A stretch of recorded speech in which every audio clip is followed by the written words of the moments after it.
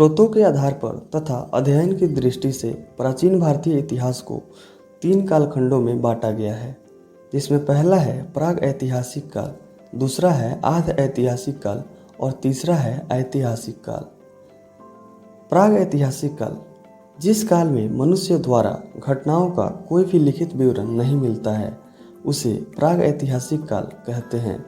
इसमें पुरातात्विक साक्ष्य मिलते हैं परंतु लिखित साक्ष्य नहीं मिलते। आध ऐतिहासिक काल उस काल को कहते हैं जिसके लिखित साक्ष्य तो उपलब्ध हैं परंतु उन्हें पढ़ा नहीं जा सका है। इस काल में सिंधु सभ्यता को रखा गया है। ऐतिहासिक काल या इतिहास, ऐतिहासिक काल उस काल को कहा जाता है जिसमें लिखित साक्ष्य मिले भी हैं और उन्हें पढ़ा भी जा सका है, अर्थात इस काल में पुरातात्विक साक्ष्य एवं लिखित साक्ष्य दोनों मिले और पढ़े भी गए। प्राग ऐतिहासिक काल को आदि मानव काल तथा पाषाण युग भी कहते हैं। पाषाण युग से तात्पर्य ऐसे काल से है जब लोग पत्थरों पर आश्रित थे। पत्थर के औजार, पत्थर की गुफा ही उनके जीवन के प्रमुख आधार थे। इस काल में मानव प्राकृतिक आपदाओं से जूझता रहता था और शिकार तथा कंदमूल फल खाकर अपना जीवन बसर करता था।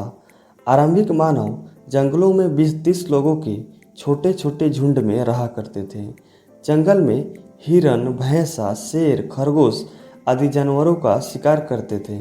नदियों एवं तालाबों में मछली पकड़ते थे तथा मधुमक्खी के छत्ते से शहद भी इकट्ठा करते थे। पाषाण काल का मानव आज की तरह विकसित नहीं था।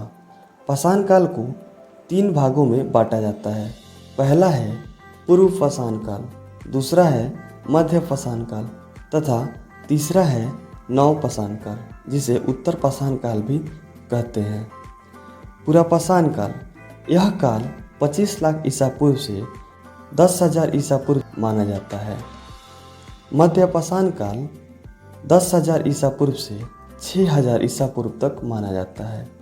नवपाषाण काल 6,000 ईसा पूर्व से 1,000 ईसा पूर्व तक माना जाता है। इसमें थोड़ा बहुत समय का अंतर होता है।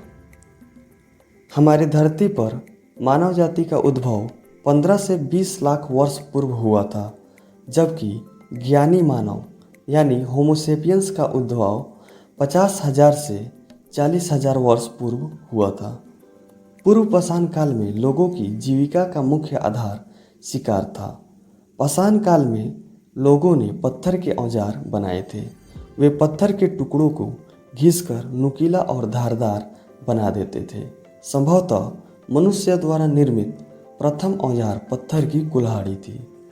आग का आविष्कार पुरापाषाण काल में हुआ था, तो वही पहिए का आविष्कार नवपाषाण काल में हुआ। मध्य पाषाण काल में मनुष्य गुफाओं में और घने वृक्षों के नीचे रहा करते थे। वे अपने पहनने की चीज़ें जानवरों और पेड़ों से प्राप्त करते थे। वे जानवरों की खाल साफ करके पहनते थे, पेड़ की पत्तियों और छाल से शरीर ढक लेते थे। पुरापाषाण काल के लोग आखेटक एवं खाद्य संग्राहक थे, परंतु उन्हें कृषि और पशुपालन का ज्ञान नहीं था। मध्य पाषाण काल आते आते मनुष्य खाद्य संग्रहित करने के साथ साथ पशुपालन भी करने लगे थे। उस समय पुरुष शिकार के लिए जाते थे, जबकि महिलाएं कंदमूल, फल और अन्य जंगली अनाज इकट्ठा करती थी। सर्वप्रथम मनुष्य ने मध्य पाषाण काल में कुत्ते को पालतू बनाया था।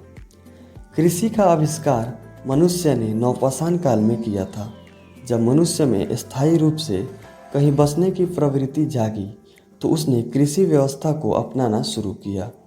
प्राग ऐतिहासिक अन्न उत्पादन का स्थान मेहरगढ़ है, जो पश्चिमी बलूचिस्तान में स्थित है। मनुष्य द्वारा कृषि से उपजाई गई पहली 2 फसलें गेहूं और जौ थी। मेहरगढ़ के नवपाषाण युगीन कृषक गेहूं के साथ कपास भी पैदा करते थे और मिट्टी से बने घरों में रहते थे। प्रथम भारतीय पुरापाषाण कलाकृति की खोज प्लवरम नामक स्थान में हुई थी। मनुष्य ने सबसे पहले तांबा धातु का प्रयोग किया था। मनुष्य द्वारा बनाया गया पहला औजार कुल्हाड़ी है। अतिरम पक्कम नामक स्थान से एक तांबे की कुल्हाड़ी मिली है। पूर्व पाषाण काल में क्वार्टजाइट के बने बर्तन प्रयोग में लाए जाते थे, जबकि मध्य पाषाण काल में लोग माइक्रोलिथ के बर्तनों को प्रयोग में लाते थे। नवपाषाण काल में ही लोगों ने वस्त्र बुनने की कला सीख ली थी।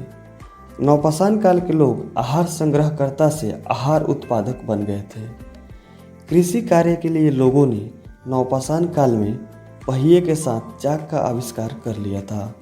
उत्तर प्रदेश के कोल्हाडीवा से चावल की खेती का सर्वप्रथम साक्ष्य मिला है। चित्र बनाने की कला मनुष्य ने मध्य पाषाण काल में ही सीख ली थी। मध्य प्रदेश स्थित भोपाल के भीमबेटका में मध्य पाषाण काल की शैल गुफाएं मिली है, जिन पर उस समय के आदि मानवों ने बहुत सारे चित्र अंकित किए हैं। वे रंगीन पत्थरों को घिसकर रंग तैयार करते थे और बांस के ब्रश से चट्टानों पर चित्र बनाते थे।